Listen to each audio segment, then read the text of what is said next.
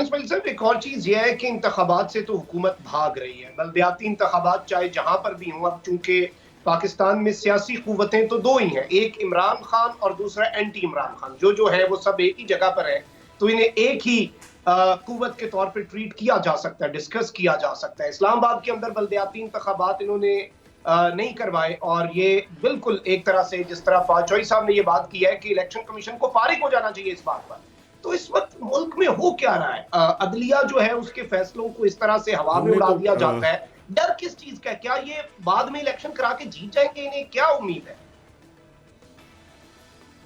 हमने तो petition file कर दी है आज उनको फारिग करने की, राजा साहब को, जो वाकई राजा इंदर बने हुए हैं, और वो कोशिश ये कर रहे हैं कि इलेक्शंस में वो फैसिलिटेशन हो रही है पीडीएम को, कि वो पहले हुकूमती बयान आता है कि इलेक्शन नहीं हो सकते, मुश्किल है हाई कोर्ट के फैसले के बाद, और उसके बाद ये इलेक्शन कमीशन का फ़ौरन आ जाता है कि हम नहीं करा सकते। और आज उन्होंने पोलिंग स्टेशन पे ताले डाल दिए, फैसला मौजूद है हाई कोर्ट का पाकिस्तान में। अब आज कोर्टों की बात भी नहीं सुनी जा रही, तो आने वाला वक्त बताएगा। हमने तो आज पिटीशन डाल दी है, मंडे को लगी है, तो it will be very interesting to see कि how courts react to it, कि जो कोर्ट्स के अहकामात को उन्होंने रद्दी की टोकरी में डाला है आज इमरान खान के खौफ से, तो अब देखना यह है कि कोर्ट किस तरह रिएक्शन देते हैं। बिल्कुल, यहाँ पे एक बहुत बड़ा सवाल पैदा हो जाता है आइन की बालादस्ती पर, कानून की बालादस्ती पर, और एक शख्स को हराने के लिए, एक शख्स को गिराने के लिए हर चीज पर कॉम्प्रोमाइज किया जा रहा है। अदलिया का एक बहुत बड़ा इम्तिहान होगा कि इस सब के अंदर वो किस तरह से अपनी जो सुपरमेसी है उसे एस्टैब्लिश करते हैं, क्योंकि जो अदलिया के फैसले हैं उनके आगे सरे तस्लीम खम करना चाहिए, चाहे आपको उन पर एतराजात हों, जो भी हो मामला। मुल्क इस तरह से नहीं चल सकता। इस वक्त सूरत हाल मुल्क की अगर देखी जाए तो यूं लग रहा है कि एक जानिब दहशत गर्दी की लहर जो है वो सर उठा चुकी है, और हमारे दरवाजे पे दहशत गर्दी जो है वो दस्तक दे रही है, और दूसरी जानिब हमारी मईशत दिवालियापन के दरवाजे पर दस्तक दे रही है। मुल्क डिफॉल्ट होने के करीब खड़ा है, और इसी चीज को बहाना बनाया जा रहा है कि इलेक्शन कैसे हो सकते हैं। तो क्या इलेक्शन हो गए तो मुल्क की मईशत दिवालिया हो जाएगी? ये तो इस वक्त ये चीज एस्टैब्लिश करने में लगे हुए हैं।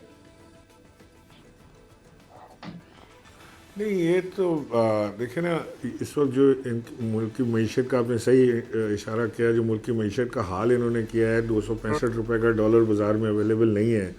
गोल्ड की आप कीमत देखें कहाँ से कहाँ पहुँच गई। आटा 55 रुपये से 155 रुपये पे चला गया, 200 रुपये के नज़दीक पहुँच रहा है आटा।